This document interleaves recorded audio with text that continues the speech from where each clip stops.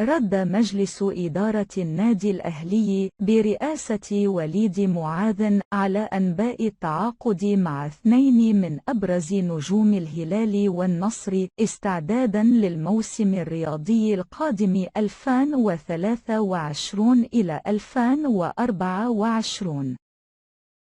ونقل مروان القشعم عضو شرف النادي الأهلي عن إدارة معاذ عدم صحة الأخبار المتداولة بشأن التعاقد مع عبد الله عطيف متوسط ميدان الفريق الأول لكرة القدم بنادي الهلال.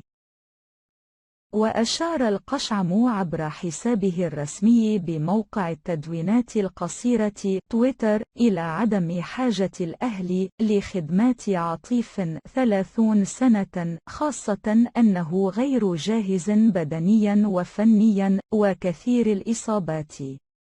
وأضاف: إدارة الأهلي مندهشة من ربط اسم النادي باللاعب، وتعتقد أنها محاولة من الهلال لإجباره على الرحيل بنهاية الموسم الرياضي الحالي.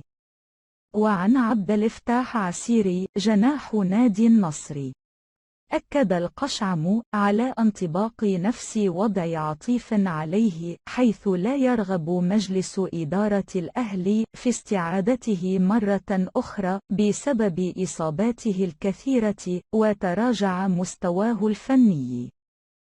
جدير بالذكر أن عسيري الذي ينتهي عقده مع النصر بنهاية الموسم الرياضي الحالي لعب في صفوف الفريق الأول لكرة القدم بالنادي الأهلي في الفترة من 2016 إلى 2020.